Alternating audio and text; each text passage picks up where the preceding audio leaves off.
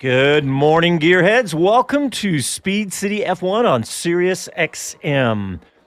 We are about to be watching the Formula One Belgian Grand Prix from Spa, everybody. How about that? This is John Massengale sitting in the studio with Jonathan Green, Les Kaiser, and former Haas F1 team manager Dave O'Neill. We'll start with you, Dave. How are you? I'm very good. Nice to be back. Thanks for having me. Yeah, great to have you back. It's been a little while since we've had you, especially in the studio with all that COVID stuff that went on. Fantastic to have you. I think he was sleeping in late. You know how Dave is. Yeah, he doesn't work very hard. I tell you what, he's a glory boy. He comes for the good ones. The rest of us are sitting here twiddling our thumbs. Exactly. And that is Bob Varsha over Zoom. How are you, Mr. Varsha? Doing great. This is going to be a spectacular race. I can't wait. I can't either. I know everybody's excited. We've had a nice, fresh start. We've had some time off. The teams had time off. The drivers, some of the drivers were a little busy on Twitter, but other than that, I think it was a great off season. But man, what a crazy grid we're looking at this morning with all of these component changes. And Dave, you were telling me something about this that I didn't realize about how they can choose that their grid position is affected about when they submit the fact that they're making a component change. Yep, that's correct. So, if you know you're going to be doing that, or you want to use the rest of the miles up, or whatever, you can put or lodge your change to the FIA strategically if you know what the other teams are doing. And again, you're not meant to, but most people do. That's really funny. But does that mean that okay, we know we're going to change the power unit, before tomorrow or whatever? How succinct do you have to communicate that?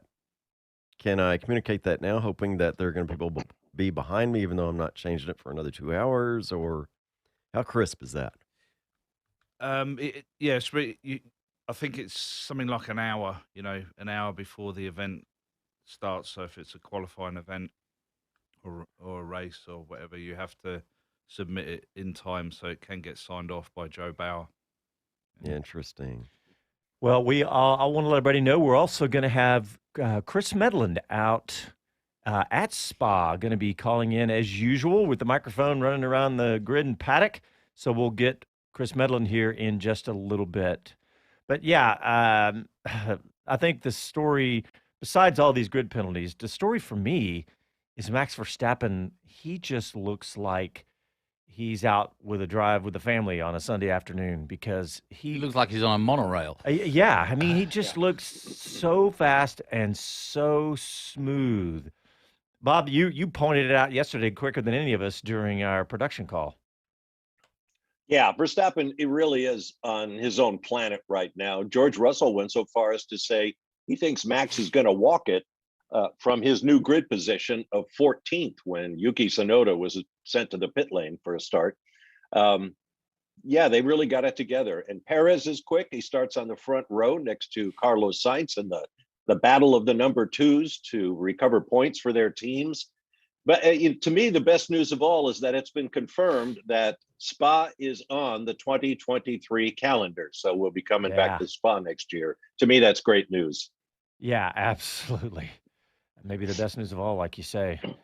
But we do have a very confusing grid. Let me refer to this handy document in our show. Who made that, John? What document? I built a spreadsheet, boys and girls. Shocking. I was I was like, how the heck am I going to keep up with this? Nerd alert! Yeah. Nerd alert, indeed. Yeah, of course, Max Verstappen fastest by 7/10 in qualifying, but Which is huge around Spa. Huge in Formula One, but like you say, around Spa, Yeah. nuts. Yeah, when you think of these speeds, average lap of 140 miles an hour or whatever it is, 0.7 of a second is miles. Yeah. Yeah, we were just watching the replay right before we came on air of showing Max up at past Aruz at this long straight, and they froze it before when he got to the braking marker, and he was 10 car lengths or something ahead of Hamilton. They were showing it against Hamilton. Just crazy. But let me just talk about these grid positions because Max, he of course qualified first, but he'll end up starting 15th. Leclerc, who qualified 4th, is down in 12th. Esteban Ocon, both Alpines look great. He's going to be down in 17th. Norris down in 18th. Zhou Guanyu down in 19th. And Mick Schumacher, who actually had a pretty good qualifying, moved from 15th down to 20th. So that's the reverse. But I'm going to let Bob go. And everything you just said is wrong. What? Because everything got moved Tsunoda overnight. did a whole bunch of component change overnight, and Right. he's starting from the pit lane. So everybody Moves up a notch. behind him, that is, moves up a spot. But Bob- we'll get to that when we do the grid. Bob, you realize that just ruined my entire spreadsheet overnight. No, I'm not trying. Well, Oh, you know what I think of Oh, dear. spreadsheets. All that work, If I can John. ruin one spreadsheet a day, I feel good. Yeah, no kidding. If I only did one. Yeah. What is a spreadsheet? A spreadsheet is, yeah, I'm not going to go It's into a that. wonk fest. Yeah, exactly. Well, Jonathan, I know you have been to Spa many times, Yes. and it's just something special to you too, isn't it? No question. The atmosphere, the knowledge of the fans, the track itself, its history. Jackie X, getting a name, getting No Name Corner named after him. Finally, No Name Corner is no more. Supposedly now Jackie X's corner, but they've made a few alterations, which I think could come into the factor, especially at turn one, where this new gravel trap used to be able to go wide at turn one. Now you can't, especially for the start. So that's going to kind of sort out the men from the boys, so to speak. But no, it's steeped in history, and I think Dave will back me up a bit here. It's one of those Grand Prix where often history is made, and what I mean by that is there's a lot of firsts. It's where Schumacher got his first run. He went on to win 6 times here. It should have been 7, but he cheated. That's another story. Got his first race win here. Yep. It's where Jordan got a 1-2. I mean, there's always a good story about Spa, and there's people who either make a name for themselves, and that could happen today. I mean, I'm looking very closely at Alonso, a motivated new team, elder statesman, third on the grid. These are the Rocket days. starter. Yeah, these are the days that you see the wily fox that is Alonso up against unbelievable competition from the likes of Mercedes and Ferrari and Red Bull, all right there with him. Yeah. In that connection, Jonathan, our old friend Statman Sean Kelly pointed out this morning that the Formula 3 and Formula 2 races all made clean starts through turn one with that new gravel trap looming. So, fingers crossed. Yeah. Well, you've got no choice. If you go wide now, you're screwed. Whereas before, you could make all sorts of maneuvers into turn one and still gather it all together and get down the hill. But we have seen all weekend that these new gravel traps are so dense, or the aggregate is so big, or whatever it is, that cars are able to drive over these gravel traps. So going into one doesn't necessarily end your race, and that could be important as the race goes on. Well, and I wonder how, I heard him describing that yesterday, but, how does that impact the effectiveness? Do they still do their job? Was kind of what I was wondering, if you can practically drive over them, if that's significant enough to protect and slow things down. As well, I assume somebody has thought about that. Yeah, and the gravel is definitely softer than asphalt, and hopefully has a greater retarding effect on a loose car, but we'll just have to see how it works out. This is the first time. Yeah, it's give and take on that. Dave, Indeed. Put your team manager hat on, and in fact, put your Haas F1 team manager back on, and tell us what's going through your head right about now, an hour before the race, 50 minutes before the race. Yeah, I mean, 15 minutes before the race, it's pretty busy in the garage. So if you probably rewound it to, 2 hours before the race, an hour before the race, it's really busy. Everything's taking place. Tires are switched on, cars are getting warmed up, guys are getting in their fuel suits, fireproof suits, etc. Drivers are doing their warm-ups. So, the Grand Prix in effect has started, an hour before it actually starts. But, the interesting bit about Spa and, the the places like Monaco and street tracks where you're going to pick up damage or weather in this case, which we're kind of voting for this time around. I think the important bit is a lot of the preparations are done weeks before, but the day before you go over with the team what preparations you have during the course of the race. So if you do get sprinkles of rain, the circuit's so big that it can be, peeing down one side of it really bad where you'd need extreme wets. On the other side, you could still be on slicks and the track's nice and warm still. So you go through those scenarios with the team, nose changes, people spinning off, going through the gravel, doing damage, etc. So the preparations and the practice are a little bit more intense for Spa, just so you have the ability to make sure everyone's on their toes for these scenarios. And then, of course, double stacking. So when you come into changing to wets or extremes or even intermediates, the circuit again is so big that you don't really want to do another lap. Otherwise, you're two laps behind. So you'd practice double stacking. So that double stacking means that both cars come in together, and pretty much most of the pit lane would do that. So it's it's good fun, but it's also chaos, and the adrenaline gets going. You see the cars coming down the pit lane. Typically, they'll change. When you're sitting on your sofa watching at home, like why do they put those tires on? The changes happen as the cars are coming down the pit lane. So, it's ultimately the driver's call. So the driver will say, yep, we need to go for extremes. And then you come down the pit lane and the other driver, maybe halfway around the circuit, will say, no, I think we're good for intermediates. So as the car's coming down the pit lane, you'll swap tires. And again, all the guys that are out in the pit lane will have to run back in the garage and get the next set of tires. And that's normally where the best, prepared teams will win when they come out with the right changes. And, like and Ferrari again, is usually exactly, yeah. Already made a mistake and haven't got to the race yet. Yeah. Yeah. So there's They did those it sort in, of things you prepare qualifying. for, but whether it happens on the day is another thing. Well, I thought it was interesting when we saw rain in free practice 2 on Friday. Only 2 cars went out on wet weather tires. Vettel was one of them. I don't know who the other one was.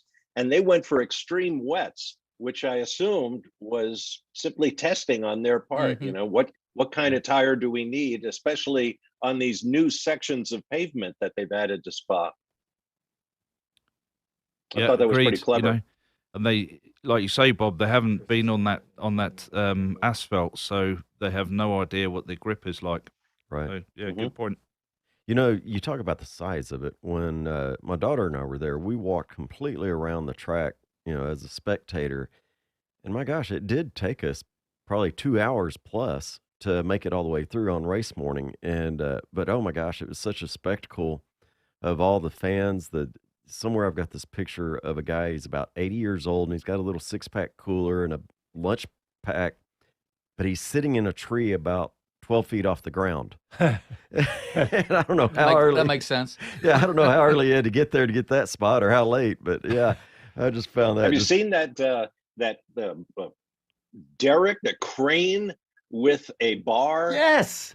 Seating about 12 people, that the crane lifts the bar like 100 feet in the air or whatever. That sounds like a great mix. Alcohol and hanging out from 100 feet up. From a crane. What could Where's go my wrong? parachute? I had it here a minute ago. Yeah. I'm thinking there needs to be a zip line down from that too. Yeah. You know what, gentlemen? Let's sneak in a quick break here, and when we come back, I see Chris Medland has joined us, so we're going to see who he can find with that microphone of his. You're listening to Speed City F1. Back after a quick break.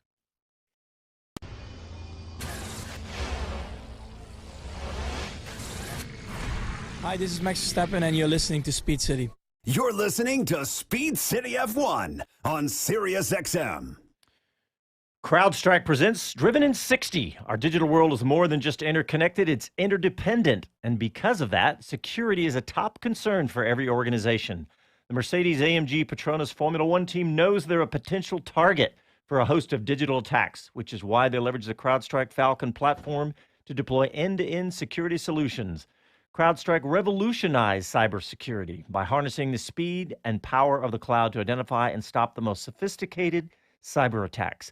Our cloud-native platform protects and defends organizations against increasingly complex threats, so you can have the peace of mind to focus on your business momentum, not what's trying to stop it. That's protection that powers you. To learn more and to try CrowdStrike Falcon free today, visit crowdstrike.com/XM. All right, welcome back, everybody. We are going to go out to Chris Medland and say hi to him. Chris, how's it going out there at Spa? It's going very, very well, guys. The sun has finally come out. So I've been freezing for the last couple of days here, but it's changed the game, I think, because I imagine most teams were planning on a very tricky day with cold tires all day, based on Friday and Saturday's running. But today, yeah, much warmer. Now the sun's out. Temperatures are climbing. So I think strategies might be getting rewritten as we speak. We're all a bunch of geeks because as soon as you say the sun's out, all of our brains go to tires. We all go, okay, what's going to happen with the tires? Are we going to change tires? Well, Chris, any stories breaking overnight out there that we may have missed? I don't know if we can say any of them are kind of breaking, other than in the last sort of 15 minutes, that this won't be the last Belgian Grand Prix in Spa. So it was the last one of the current contract, but Formula One has just announced a one-year extension, essentially because Kyalami looks like it won't be ready to host a race next year. So we're going to have space on the calendar for Spa to remain for another season. So 2023 will be coming back to this legendary circuit, which is great news, but it still isn't a long-term commitment. So this might be the penultimate one, really. Chris, why is that? I was just extolling the virtues of how Spa is such a special event. And like Monaco, why a one-year deal and an extension? And what's the iffy part? Well, essentially, it wasn't going to get an extension at all. With the number of races that were coming onto the calendar, with the amount of money that Spa could pay to host a race, in the current climate, with so many venues that can pay a lot. And the way I look at it is like in the Bernie era, we went to places like Korea where no one came, where they built huge circuits and nobody came to the races. But because they paid the money, we went racing there. Now, there's a lot of Middle Eastern races, but as small as the venues are, they do at least sell out those venues. But there's newer ones that are coming on, the American races, obviously. But then Kyalami was trying to come on next year. That would have been a big, big interest as the only African race. And so they can attract big crowds and big payment fees from new venues. And Spa can only offer the big crowd at the moment. And they weren't able to match kind of the financial side that other venues could. So it looked like it was going to lose its place for that reason. And now that Kyalami is going to be pushed back at least 1 year, that's opened the door for them just to keep Spa on the calendar for another year at least. Now, maybe the Belgian promoter can find a way of finding some more money or restructuring the deal to try and secure a longer-term commitment. I think Formula One would love to stay here under the right terms, but at the end of the day, it is a business. And if they can make tens of millions of dollars more at other venues, their shareholders would be very unhappy if they weren't taking those deals. Yeah, good point. And I know Jody Scheckter was involved in the organization down in South Africa, but it sounded like so much money need to be invested to bring Kyalami up to Formula One, tier one standards that, everybody suddenly got very short arms when you had to reach into your pocket and come up with tens of millions of dollars. So unless that situation gets resolved, Kyalami may not be coming on the calendar for some time. And of course, even if you have the money, then you have to do the work. And, on and on and on before they actually get on a calendar. Well, it'd be a shame to lose Spa. That's all I can say. And people are presumably paying through the nose. They've got 100,000 people there this weekend paying through the nose to sit on a rocky hillside. I mean, how can you turn your back on that? It's a great venue, isn't it? It's just so iconic and it gets everyone so excited. But its future has been the talk of the last 15, 20 minutes. Drivers have been the talk of the rest of the time. There's a little bit of legs around potential interest in an American driver, actually, I'm hearing, with Red Bull sniffing around Colton Herter in case they need someone to replace Pierre Gasly at AlphaTauri, in case Alpine want to sign him. There seems to be a lot of cards have to fall the right way, but there seems to be initial talks there. So that's a growing kind of topic. How does he get around the super license? Well, so I need to do a bit more digging on this, but I hear that an ASN, a local governing body, so the American governing body, could give an extra 5 super license points to a driver that they deem a special enough talent who is lacking in a super license. And then that would put Colton close enough that if AlphaTauri or another team ran him for a number of FP1 sessions, he gets 1 super license point per FP1.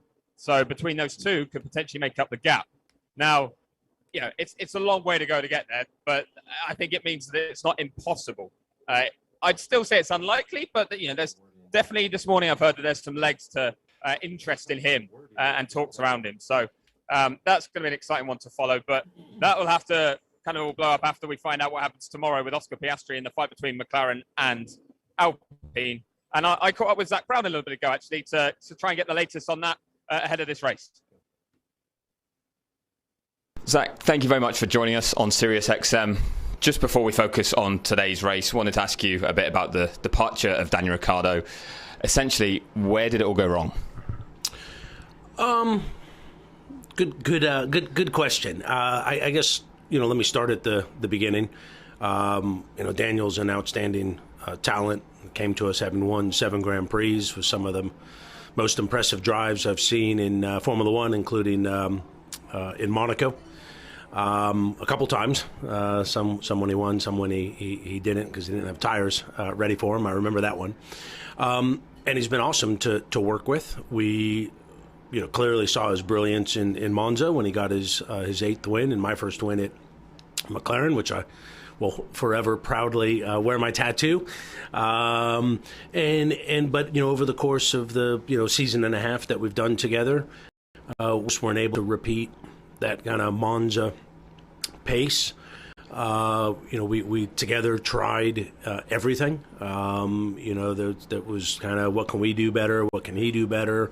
There was never any blaming. There was never any complaining, and it just we didn't get it together, and we're not sure why and where. And because we and he felt that we tried everything, we felt the next thing to try was kind of trying something different for both of us, and that's how we've ended up where we are. Yeah, you've ended the contract 1 year early. No replacement announced as of yet. So was there any temptation to just power on through to the end of next year? Or like, how costly would it have been to you if poor results had continued in that sense? Yeah, I think because we felt we'd tried everything together, you kind of don't know what you can do different that would maybe then produce a different outcome. And, even last year was a struggle. Some of the time, most of the time, and then we kind of felt we'd hit a stride in Monza, and then we kind of started the season pretty poorly. We had a bad car at the start of the year, or at least a technical issue with our brake ducts, so we got off to a slow start, and it just kind of felt like if we're not going to try something different, no one can quite put our finger on what the issue is. Just continuing for continuing's sake, I don't think would have been enjoyable for either of us. So what happens next? Because obviously widely reported with the Oscar Piastri links, CRB meeting from the FIA tomorrow, Monday. What do you expect to happen there? Can you even speak about that yet? Yeah, we have multiple plans. There is a CRB meeting tomorrow, which has been reported on. I think we'll be better place to comment on it post the meeting. And we've got a variety of options, and of course that's clearly one of them, or we wouldn't be in that meeting. And let's just see how it plays out, and then we'll go from there. And can I ask the hypothetical question of, Daniel is already departing, you've got the CRB tomorrow, and we won't try and preempt what may happen, but for the example that you are then looking for another driver beyond that, I mean, you will have a vacancy. So do you have plans that you can share wider than that? I mean, who do you look to? Well, I tried to put myself in the seat, but Andreas shot that down. So that's the only driver that we've ruled out so far. We have our testing program. Colton Herta did an excellent job. Pato was in the car at the end of last year. He did an excellent job. Of course, we've got our situation with Alex going on in the States. We'll see how that plays out, but certainly intend to put him in our Formula One car. So all those drivers have won a lot of races in a very competitive championship I hold, IndyCar at the highest level of motorsports. So I think we've got a handful of different options, and we'll just kind of take one day at a time. And you mentioned the Alex situation in IndyCar there. That got you a little bit of heat for the way you went after him. And then with what's happened with Daniel and the Oscar situation, you've come under fire a little bit from some quarters. I mean, what's been your response to people that have criticised what you've been doing in terms of trying to sign drivers? Yeah, I've definitely had my fair share of social media flack. You know, at the end of the day, all we're trying to do is put the best drivers on the grid, build the best teams in the different racing series. Sometimes that's easy to do. Sometimes that comes with some arm wrestling, especially at the top form of motorsports. What's most important to me is I've got total support from our shareholders, from the racing team. They understand what's going on, and our loyal fans. And, I understand in sport, there's teams and baseball players that people cheer for and boo for, and that's acceptable. I do find that some of the people go way over the line with some pretty disgusting messages. But when you see those types of things coming from those types of people, you just gotta ignore it and realize that you got a lot of great people on this planet. And then you have some people that are less so. So I know we're doing what's in the best interest of McLaren. I know we're doing it open and transparently, and there's a lot of people that don't understand the details but yet have a view, which they're entitled to. So I think that's all we can do is put our head down and do what's best for McLaren and focus on performance. Well, I bet you can't wait to focus on a Grand Prix this afternoon and finally go racing. You've got Daniel starting 7th, Lando 17th after grid penalty, and Yuki Tsunoda's pit lane start now. What can you achieve today? Because we've got a heck of a mixed-up grid. It's looking very difficult to predict. Yeah, I think this is going to be an awesome race. You got Max and Charles and Lando in the back, which should be able to come through the field. You've got Fernando, who's a tough character, starting P3, who's going to definitely try and be P1 or P2 by turn 1. I think it's going to be an awesome race for the fans, and I think we'll have a good race. So we clearly have a much faster car than we've where we're starting from. So do others. So and this is usually a pretty tricky turn 1. So hopefully we get through turn 1 cleanly and put on a good show for the fans. Well, good luck today, and thanks for your time, Zach. Thank you. I'm just glad that Ron speaks back in Formula One.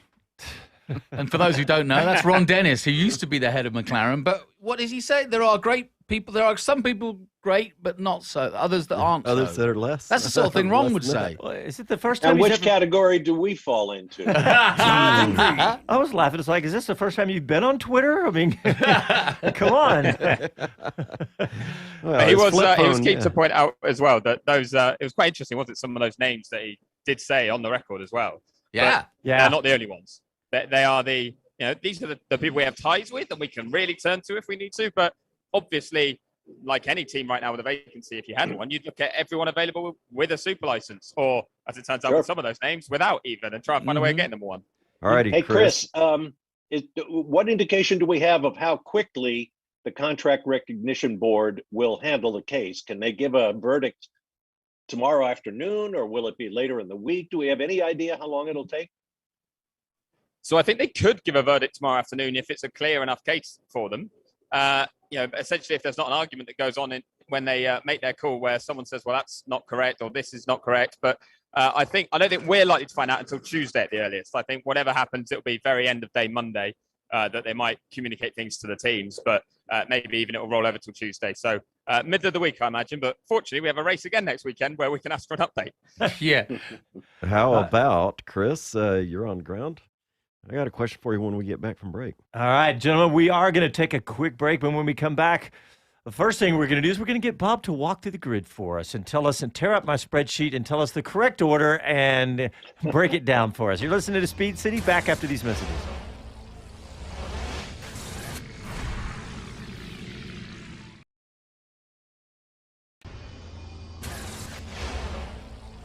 Hello, I'm Jenny Gow from BBC F1. You are listening to Speed City. You're listening to Speed City F1 on SiriusXM. All right, welcome back. We are going to go straight out to Bob Varsha, and we got Chris Medland out in Spa, and he may jump in at any moment if you grab somebody with a microphone. But Bob, why don't you walk us through the correct grid this morning?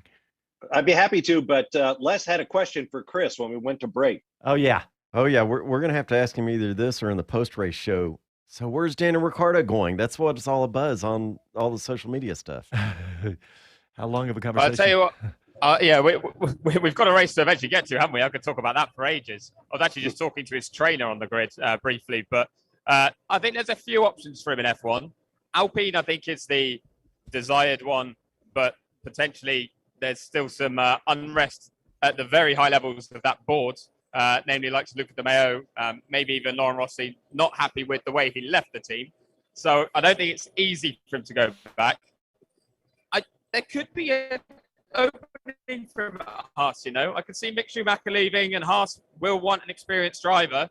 And if Daniel isn't able to go to Alpine, that's going to realistically be the next most competitive seat, unless Alfa Romeo decide that they're going to cut ties with Joe. So, I mean, there's definitely a few options for him. I don't think he'll end up at Williams, but of course that seat's still there too. But if I had to put money on one, I'd still say Alpine, but it'll take some wrangling. Yeah, I think that's a pretty Nice. a good assessment. We had about a 30-minute conversation on this yesterday on the production call. So just remember one thing. Danny has been a Renault guy through and through throughout most of his career. yeah, But he loves America. I mean, he even got the cowgirl tattoo. That's true. Come on. that's true. That Spends a lot of time in L.A. That's true. It's a good point.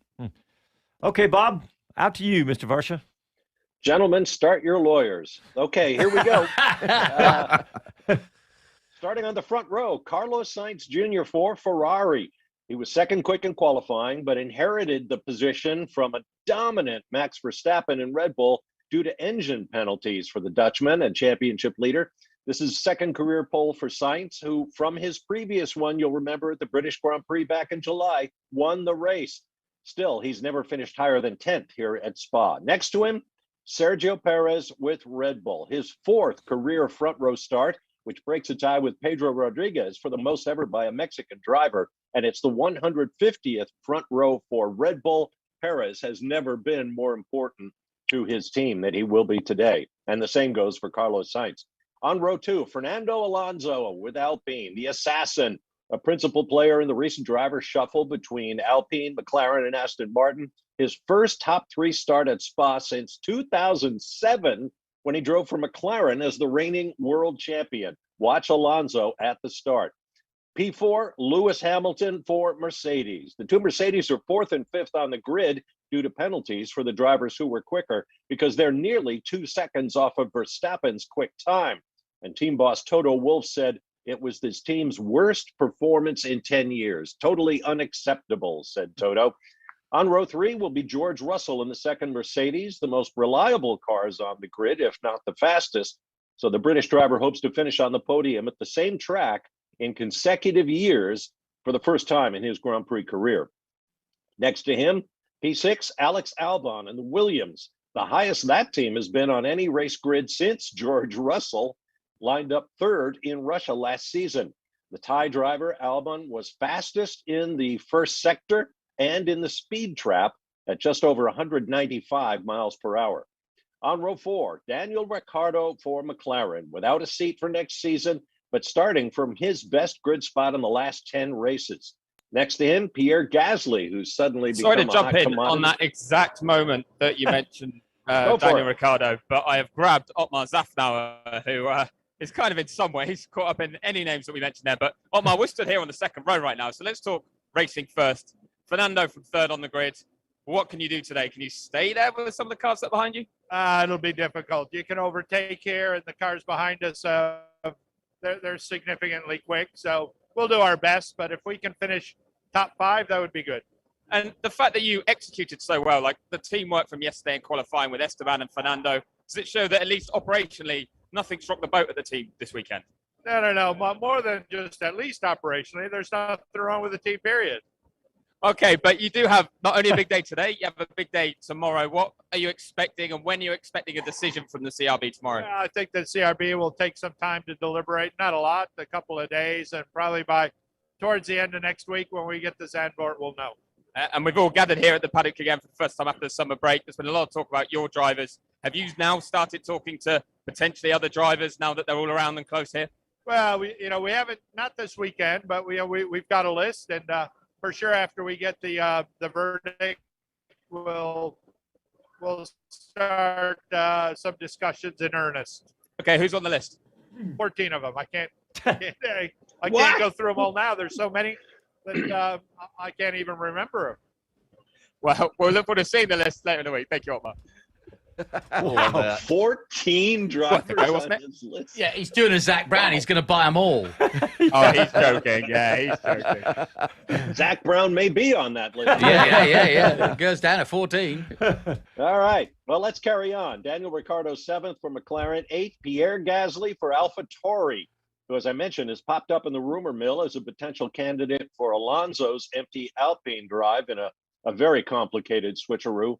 This is Gasly's best grid position since Baku, Azerbaijan, where he was 6th. On row 5, Lance Stroll in the first of the Aston Martins, his best ever Spa start, and the first time both Aston Martins have lined up in the top 10 this season because next to him, teammate Sebastian Vettel, who starts top 10 despite having been eliminated in Q1 by 2 1,000ths of a second. It was that kind of qualifying session. On row 6, Nick Latifi for Williams makes it 2 Canadians, along with Stroll, in the top 11 on the grid for the first time in Grand Prix history. Drum roll, please. In 12th on row 6, Kevin Magnussen in the first of the Haas cars, the most recent driver before Vettel to do the Q1 elimination top 10 grid start. He did that back in 2017 at Monza. On row 7, Yuki Tsunoda was to start on the inside, but he is now relegated to the pit lane. So starting 13th will be Valtteri Bottas for Alfa Romeo, who saw his run of consecutive Q2 appearances end after a record run of 148 races. And today is his 33rd birthday. That's not much of a gift to himself. But starting 14th next to Bottas, Max Verstappen for Red Bull. By far the quickest guy on the track, the runaway championship leader, hoping his new power train components will bring him his 4th career podium from 15th or worse on the grid.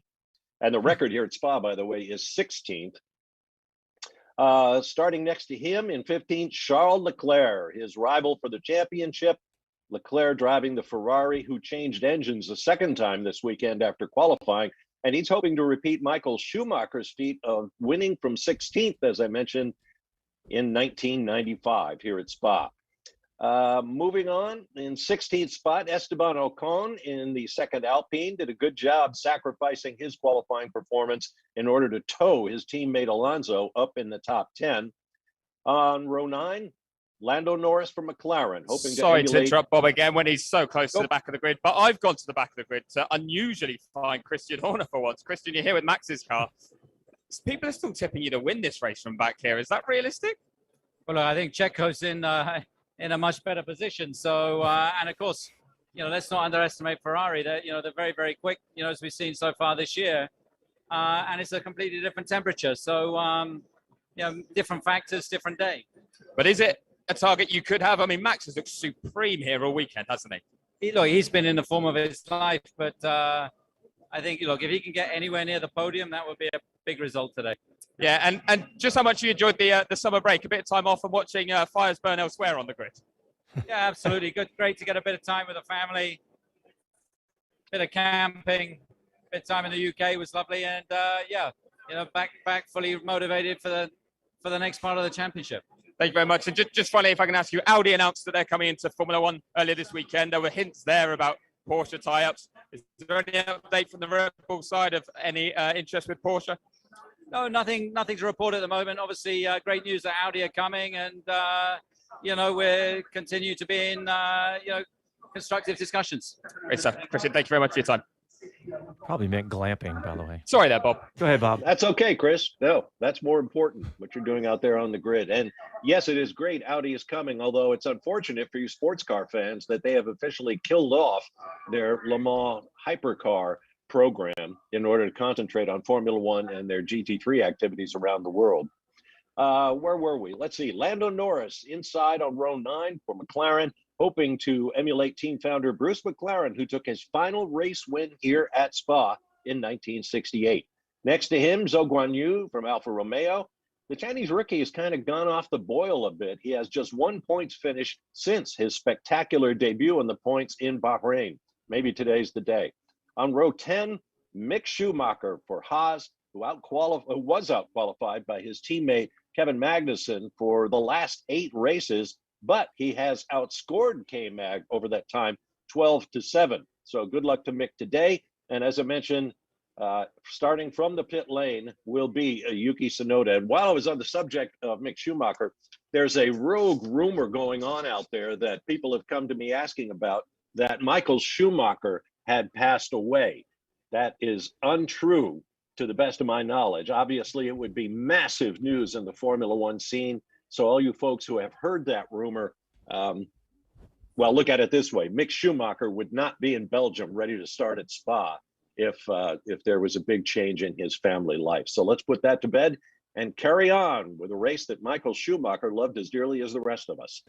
All right. Well, we are now inside of 15 minutes. And after this, we will do the breakdown, what we think. You're going to get our predictions and more. And there's a few more stories that we haven't touched on. There's been so many over the summer. We'll try to get to all of those. You're listening to Speed City. Back after this.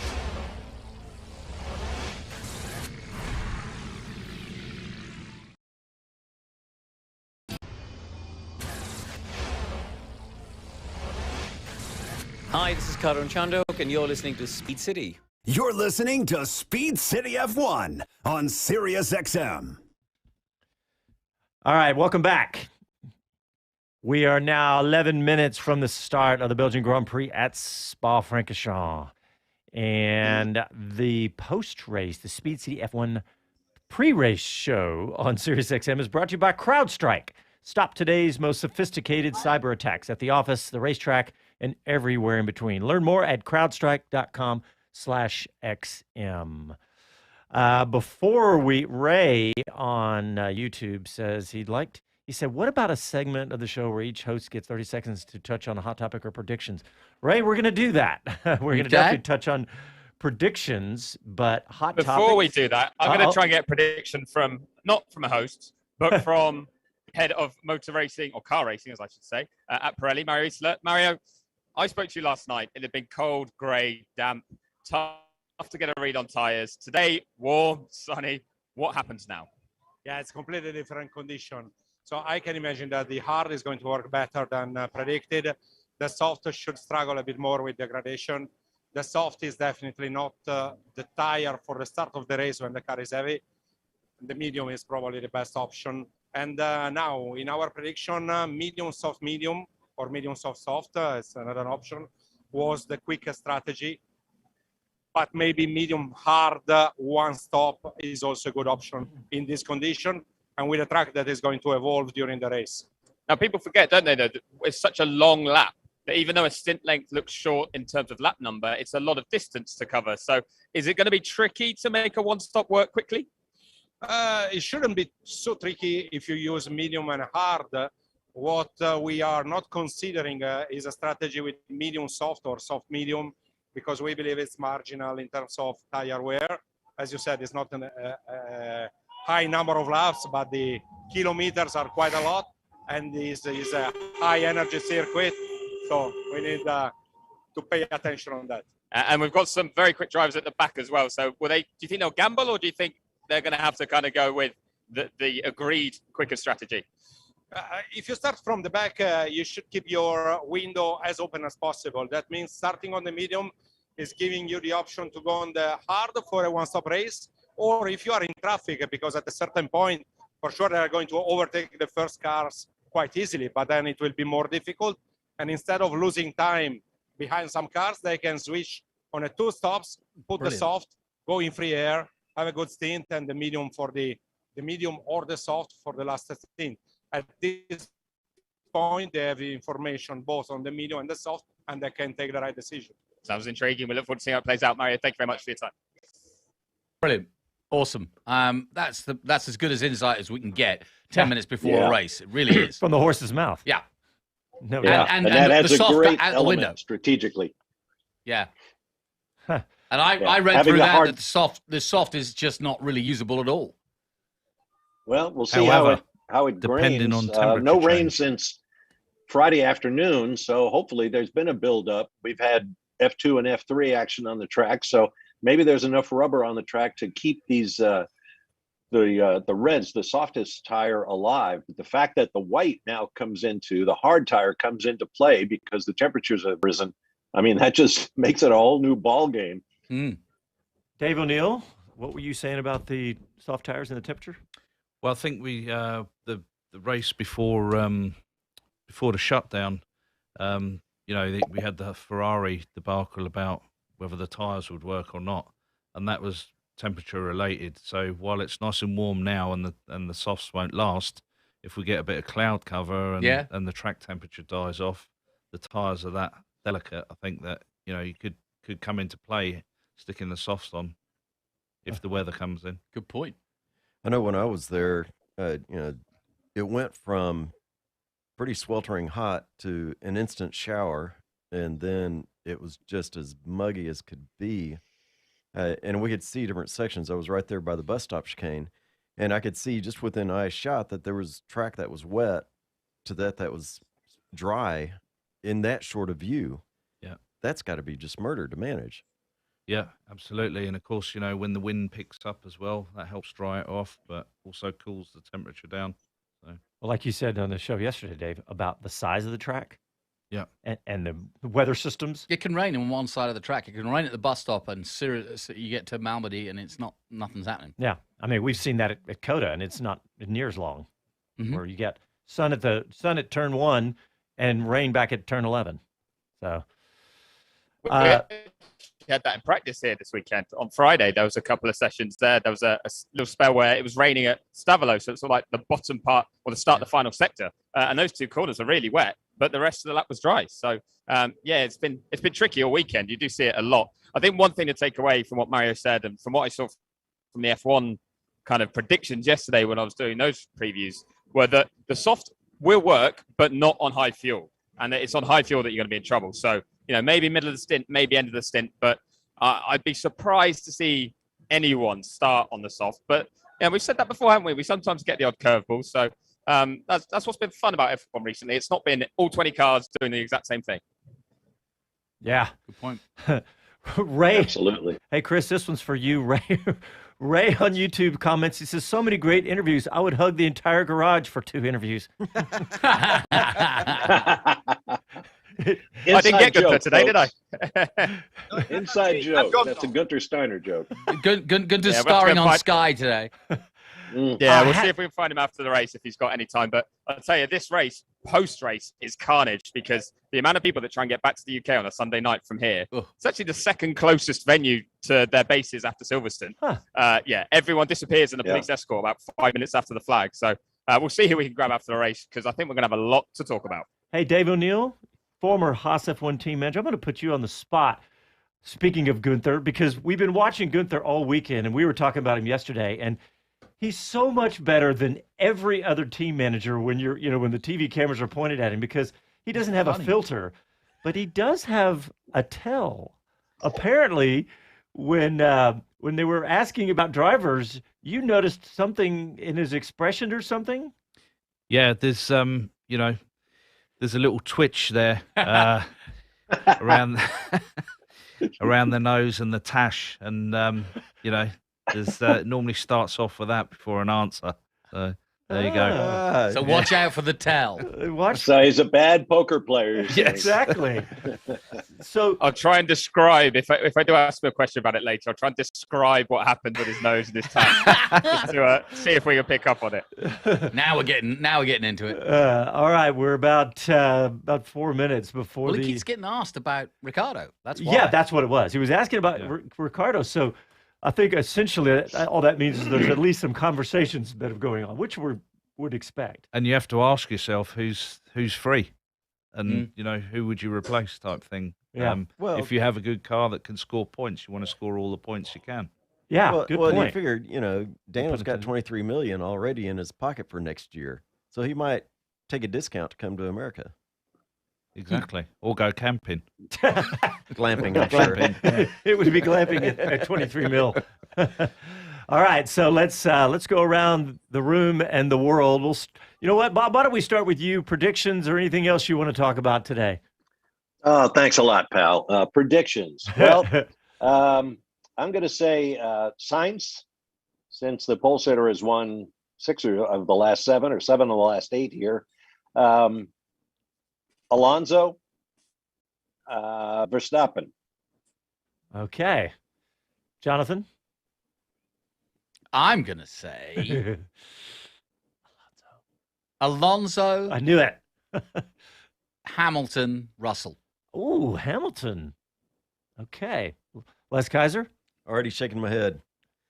Is that what you chose? I agree with Bob in Sainz, but I think Checo and I put down Albon for later. And the reason I went that direction was I don't think Mercedes has the driver confidence right now in their cars. Chris Medland. I am going to go Verstappen still to win this from that far back. I'm going to go with Sainz second because, well, it's still Ferrari, but I think they've got a quick enough car to be on the podium. And Hamilton third. Yeah.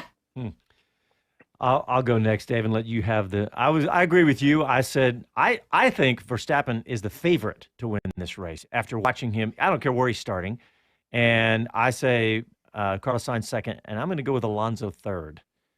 Dave O'Neill, what about you? I'm definitely going with Verstappen for the win. Perez second, and Ricciardo third. Oh, I would love to see that. Wait. That would shake it up. Was third heart or head that you're thinking? Yeah, it's all in the heart. Yeah. Okay. Hey, John? Yeah. Yeah. You said if we have another point we want to make, we get it in now, and I'll try to be quick. Formula One CEO Stefano Domenicali's been talking. I was tempted to say running his mouth, but that's derogatory references. But number one, he says Formula One will never return to Russia. Nobody wants to see Russia pummeled more than I do. But to say Formula One will never go back to Russia, I think is really premature. They get regime change. You know, Russia is a big part of the world, and you certainly want to be there if you can be. So hopefully better days are ahead, and I don't think we ought to rule out Russia. The other thing is that he says Andretti's being very vocal about getting into Formula One, but he has to remember there's a system in place, yada, yada, yada, and other teams want to be in Formula One. There are 3 empty team slots on the grid. We can have 13 teams in Formula One, so there's lots of space. And if Toto Wolff thinks Andretti has to show what they can bring to Formula One, he needs to remember that his Mercedes team really added nothing to Formula One when they got in. It took them 5 years to win a championship, 3 seasons to win a race, and they had 2 of the great drivers in Formula One history in Michael Schumacher and Nico Rosberg. Yeah, fantastic point. And Dave O'Neill, I heard we were talking yesterday. I was really glad to hear you say you still think Andretti's going to make it. You think they're going to get the team on the grid. I do, and why not? You know, they have the backing, and you've got 3 races in the States, and why not have a second team? I love it. Team, love it. Boom. All right, everybody, thanks for tuning into the pre-race show, but don't forget you can tune into the post-race show, and you can listen to the race right here on SiriusXM Channel 81, but we'll be back with a full 1-hour post-race show. Grab your pen, write the number down, 512-643-5483. Give us a call in the post-race. Talk to you then.